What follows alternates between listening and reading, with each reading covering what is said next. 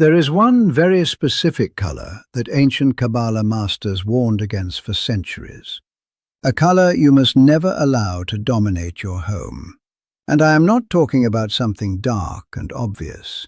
I am talking about a color that has been marketed to you as sophisticated, as modern, as elegant. A color sitting in millions of homes right now, quietly working against every blessing trying to enter. Before I reveal exactly which color it is, I'm going to share with you 7 powerful colors that Jewish mystical tradition teaches act as spiritual magnets for abundance, protection, family connection, and deep joy. These are not just decorating tips. These are energetic codes preserved in Kabbalah for over 2,000 years. And when you understand them, your home transforms from just a place you live into a living sanctuary. Here is what the ancient rabbis understood, and what modern science is only beginning to confirm. Color is frequency. Every shade you surround yourself with broadcasts a specific vibrational signal. Your walls, your fabrics, your artwork, they are not passive. They are constantly communicating with your subconscious mind, with your emotional state, and according to Kabbalistic teaching, with the spiritual realm itself. You might think you are simply choosing paint because it looks nice, but energetically you could be accidentally inviting struggle, stagnation, and financial blockage instead of the blessings you deserve. The Zohar, one of the most sacred texts of Jewish mysticism, teaches that every color corresponds to a different sephira, a different divine attribute. When we bring the wrong energy into our most intimate space, we disrupt the flow of Shefa, the divine abundance meant to pour into our lives. So right now, before we go any further, I want you to type in the comments the words, "My home is a magnet for miracles." Say it out loud as you type it. In Kabbalah, words carry creative power. When you speak an intention, especially in community, you activate what the rabbis called kavana, focused intention that opens channels for blessing to flow. And as you continue watching, look around your space. Notice the colors surrounding you right now. By the end of this teaching, you will know exactly which ones are serving your highest good, and which one might be quietly working against you. Let us begin with the first sacred color, and this one is deeply rooted in the Torah itself, white. In Jewish tradition, white represents tahara, purity. It is no accident that on Yom Kippur, the holiest day of the year, we wear white to symbolize spiritual cleansing and our return to our purest state before the Creator. But white is not just about ritual. Energetically, white is the presence of all possibilities. It is the blank canvas upon which divine light can write new blessings. The Kabbalists teach that white corresponds to Keter, the crown, the highest sephira, representing infinite potential and direct connection to the Ein Sof, the infinite divine. When you bring white into your home, especially in sacred spaces like your entryway or near your mezuzah, you are creating an environment of openness and spiritual receptivity. I once worked with a woman named Miriam who felt completely stuck. Her career had plateaued, her relationships felt stagnant, and she could not understand why every door seemed closed. When I visited her home, it was filled with dark, heavy furniture and dim, closed-off colors. We painted her living room a clean, brilliant white. Within 3 weeks, she received an unexpected job offer she had not applied for, and reconnected with a childhood friend who became a crucial business partner. White creates space for the new. It acts like a spiritual reset button, clearing old, stagnant energy and inviting fresh blessings to enter. Here is a simple ritual you can do tonight. As you bring white elements into your space, whether that is white candles, white linens on your Shabbat table, or a beautiful piece of white art, say this intention aloud. I clear this space of all past limitations. I open my home and my life to infinite blessings, clarity, and abundance from the divine source. I am a clean vessel for miracles. You are not just decorating, you are performing a sacred act of spiritual preparation, aligning your physical environment with the flow of divine prosperity. The second color carries enormous spiritual power, and it might surprise you. Blue. Not just any blue, but the specific shade known in Hebrew as techelet. For thousands of years, this sacred blue dye, mentioned over 40 times in the Torah, was woven into the tzitzit, the fringes of the talit, the prayer shawl. The Talmud teaches that techelet resembles the sea, and the sea resembles the sky, and the sky resembles the throne of glory. This one color creates a direct visual and spiritual link between our earthly existence and the divine presence. Blue is the energy of emunah, faith, and bitachon, trust. When life feels chaotic, when anxiety is overwhelming you, when you cannot hear that still small voice of wisdom because the world is too loud, blue is your sanctuary. Neuroscience actually supports this. Studies have found that blue environments enhance creative thinking and produce a calming effect on the nervous system, lowering cortisol, the stress hormone. In your home, bringing shades of blue into your bedroom or your study creates what the Kabbalists would call a vessel for bina, understanding, and chokhmah, wisdom. I remember working with a family whose home was filled with constant conflict. Parents and teenagers were barely speaking.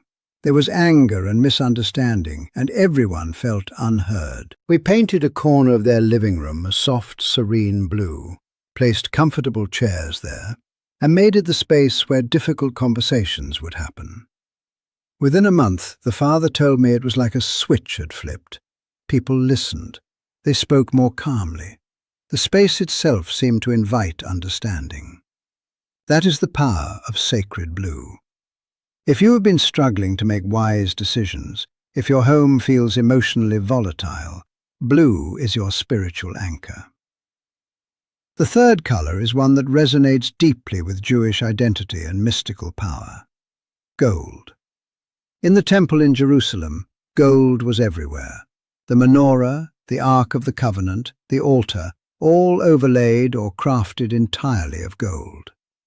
Because gold represents the highest earthly reflection of divine light, it does not tarnish, it does not decay.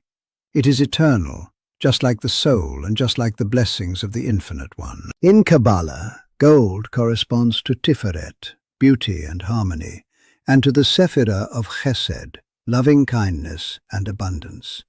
Gold vibrates at the frequency of prosperity, not just material wealth, though it certainly includes that, but prosperity of spirit, confidence, inner radiance, and the recognition of your own immense value. The Mishnah teaches us that beloved is humanity, for we were created in the divine image.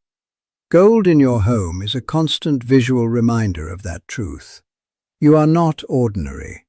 You carry within you a spark of the divine, and you are worthy of abundance in every form. Here is something I share with my closest students. The kitchen is the financial heart of the home. In Jewish tradition, the table is compared to the altar in the temple. When you eat with intention, with blessings, with gratitude, you are performing a sacred act. To activate prosperity in your kitchen, place one intentional gold object there: a small gold bowl, a decorative gold tray, even a single gold spoon placed with kavanah.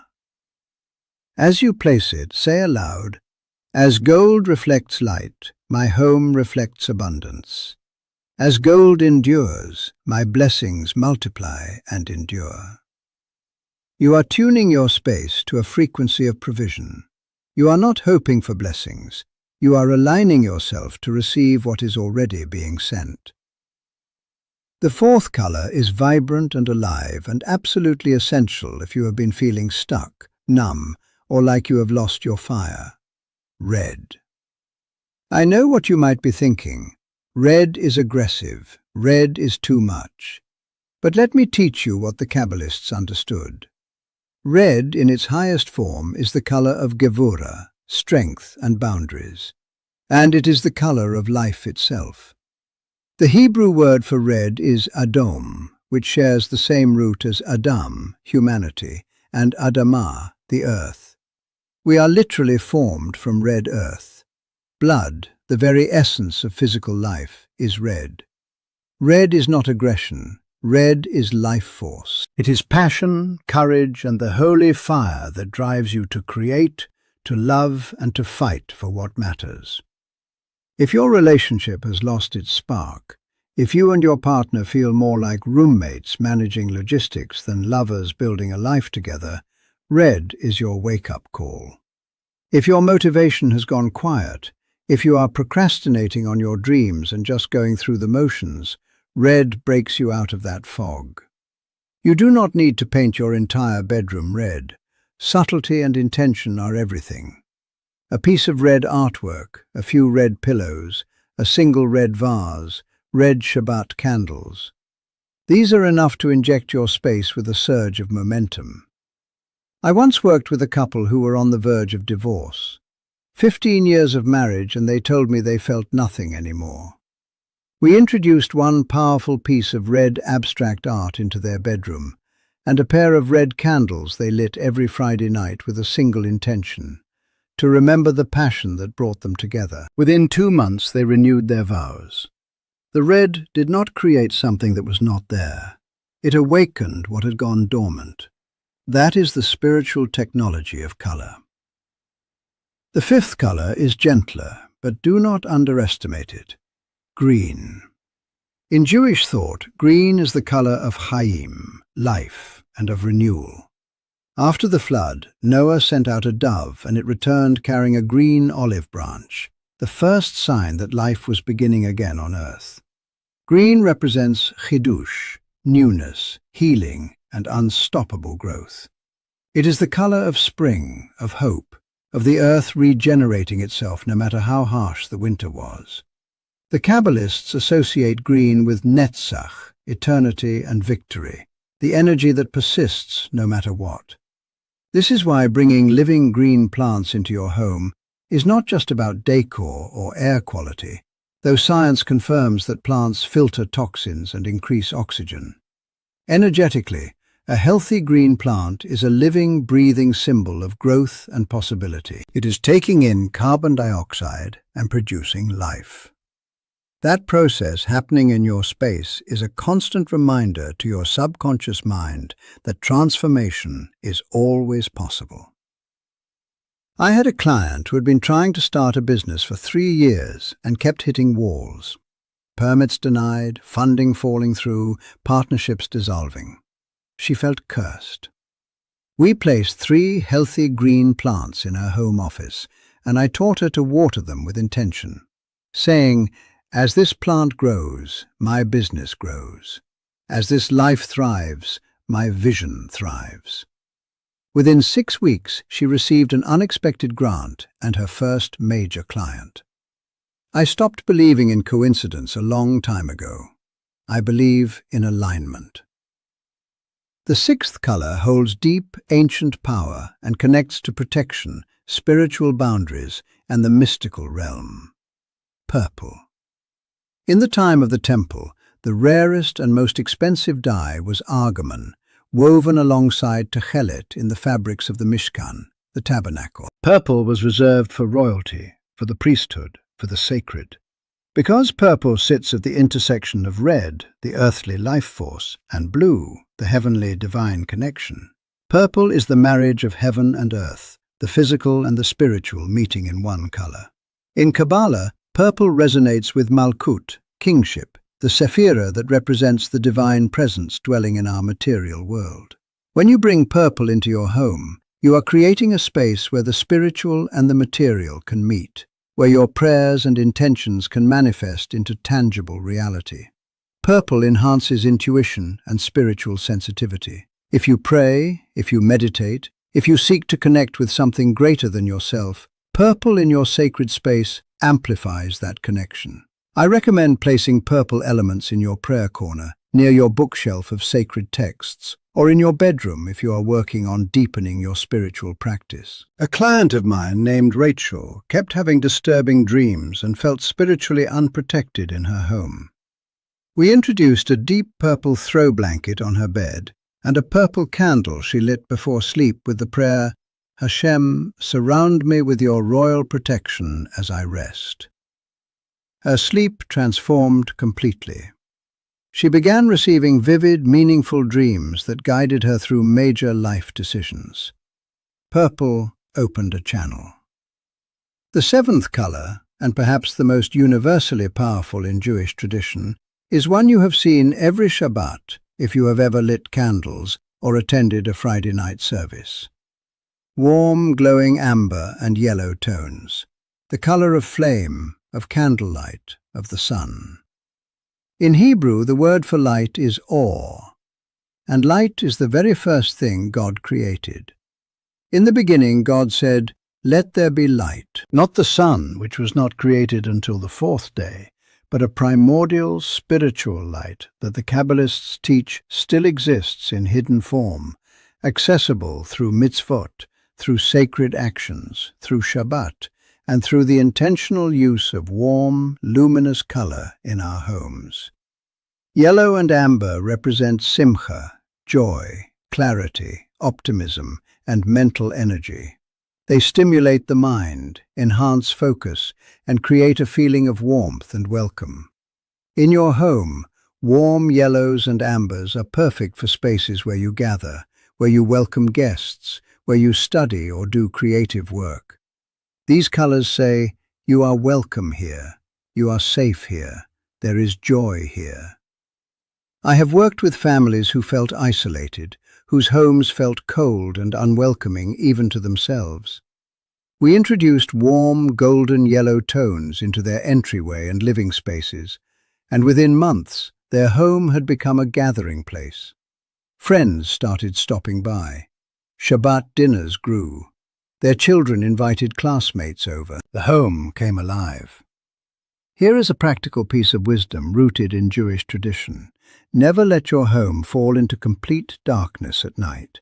Keep a small, warm light burning, whether that is a night light, a lamp with a soft amber bulb, or an electric Shabbat candle. A home should always carry, or light, as a sign that the divine presence is welcome there. Light is protection. Light is clarity. Light is the first and most fundamental blessing. Now, if you are still with me, take a moment and type in the comments, "I choose light and blessings for my home." That declaration is not passive. You are actively participating in a shift, and that participation is what makes the teaching come alive in your life. So we have explored 7 sacred colors. White for purity and infinite possibility, blue for wisdom and calm, gold for prosperity and divine value, red for passion and life force, green for growth and healing, purple for spiritual connection and protection, and warm yellow and amber for joy and community. Each of these is a spiritual tool that, when used with intention, transforms your home from just a place you live into a mikdash me'at, a small sanctuary, a dwelling place for the divine presence and for every blessing trying to reach you. But here is what I need you to understand, and this is the most critical part of this teaching. There is one color that works in direct opposition to everything I have just shared with you. Where white opens infinite potential, this color creates restriction and closure. Where gold attracts prosperity, this color subtly repels it. Where red ignites passion, this color slowly extinguishes your fire. Where blue brings wisdom and peace, this color invites confusion and low-level anxiety. Where green promotes growth, this color fosters stagnation.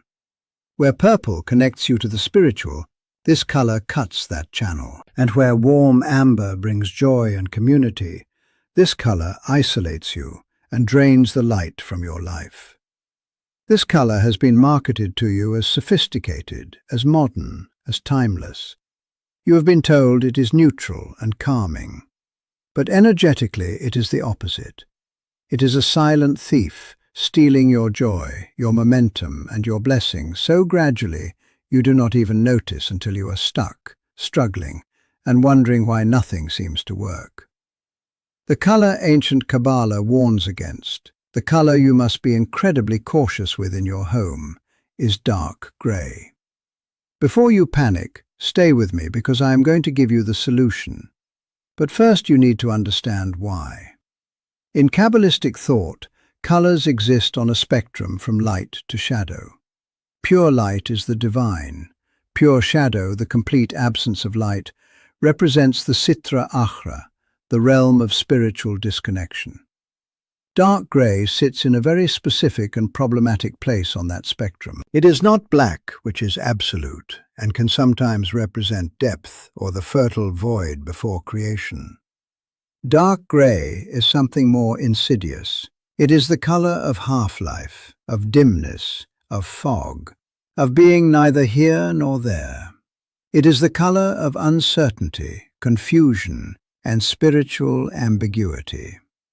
In Jewish mourning tradition, the color associated with grief is not black, as in many Western cultures, but a muted ashen gray. It is the color of ashes, of destruction, of the temple in ruins, of Kriya, the torn garment. Gray represents loss, sadness, and the absence of joy. Occasional grief is sacred and necessary, but you do not want to live in that energy. You do not want your home, the place where you rest, raise your family, and recharge your soul, vibrating at the frequency of mourning. Yet that is exactly what dark grey does over time. It mutes your spirit. It discourages creative thinking. It leads gradually to feelings of melancholy and a low-grade heaviness. You might not even connect to your environment because it happens so slowly. Modern interior design loves dark grey. Magazines call it chic. Designers call it timeless. But working with hundreds of families over many years, I have observed something consistent. The homes dominated by dark grey are the homes where people report the most financial struggle, the most emotional coldness, the most feelings of being stuck and unable to move forward. Your environment is not separate from you. You are in constant energetic exchange with it. When your walls and your furniture and your floors are broadcasting the frequency of shadow and fog, that is the signal your subconscious mind receives all day, every day. And that is the signal you begin to broadcast out into the world. Think about it this way. Would you expect the temple in Jerusalem, the place where heaven and earth met, to be painted in dark, muted greys? Absolutely not. It was gold, white, blue, purple, vibrant, and alive with color and light. The Talmud teaches that after the destruction of the temple, our tables became our altars. Our homes became our small temples. If you are filling your temple with the color of ashes and mourning, you are telling the universe that you are in a state of lack and loss, and the universe reflects back exactly what you put out. Science is also catching up to this wisdom. Studies on color psychology consistently show that people in environments dominated by dark gray report lower mood, decreased motivation, and a persistent sense of heaviness. Our brains respond to color, even when we are not consciously aware of it, affecting everything from hormone production to decision-making. Dark gray, because it lacks vibrancy and clarity, literally dulls your mental sharpness and emotional resilience. You are trying to build a life, create success, attract love, and manifest your dreams. But you are doing all of it while swimming against a current of heaviness you cannot see. Now here is the antidote. If you have dark grey in your home and cannot change it immediately, you counteract the energy by introducing bursts of the sacred colors we discussed.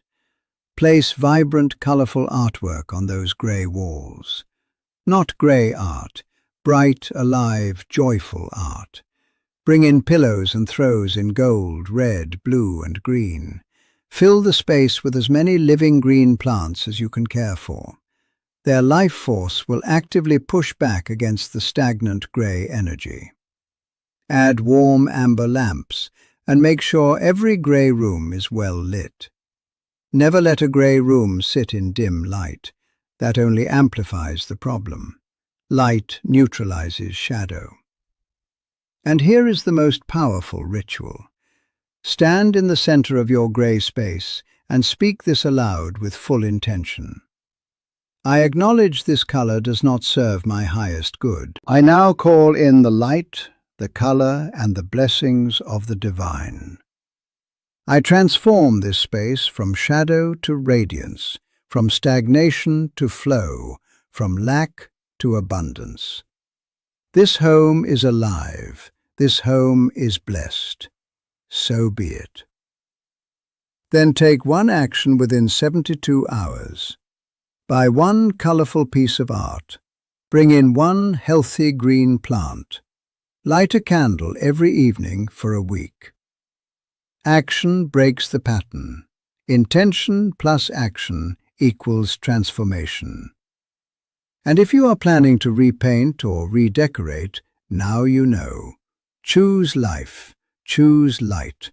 Choose colors that celebrate your existence, that honor the divine spark within you, that align your home with the flow of heavenly blessing. Soft creams, warm taupes, gentle greens, serene blues. All of these are calm and elegant, but vibrant enough to support life.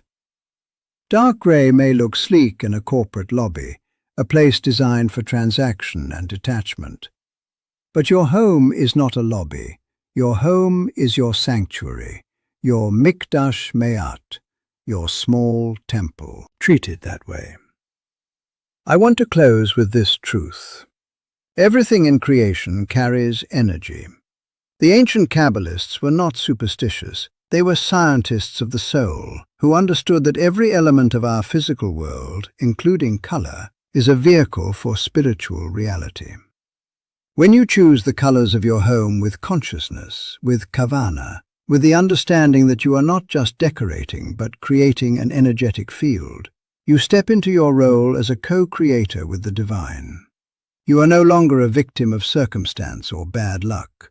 You are an active participant in your own blessing. So right now, type in the comments, "My home is a living sanctuary of blessings." Say it out loud and mean it. Then look around your space. What one change can you make today? Maybe it is buying a plant. Maybe it is hanging a piece of colorful art. Maybe it is lighting a candle with intention every evening. Maybe it is finally saying goodbye to that dark gray couch you never really loved anyway. Whatever it is, take the action. Because knowledge without action is just information. But knowledge plus action is transformation. If this teaching resonated with you, please hit the like button. It tells me you are receiving this, and it helps this wisdom reach more people who need it. Subscribe to this channel so you never miss a teaching. I release new secrets from Jewish mystical tradition every single week. Ancient wisdom for prosperity, protection, relationships, and health, all rooted in Torah and Kabbalah, and made practical for your modern life. Share this video with someone whose home feels heavy, whose life feels stuck, who has been searching for a breakthrough and does not realize their environment might be the key. Next week, I am revealing the one object that 93% of Jewish homes have in the wrong location, and it is costing them blessings every single day. You are going to want to see that.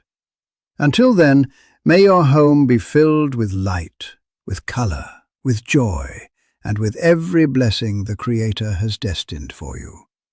Shalom, and see you soon.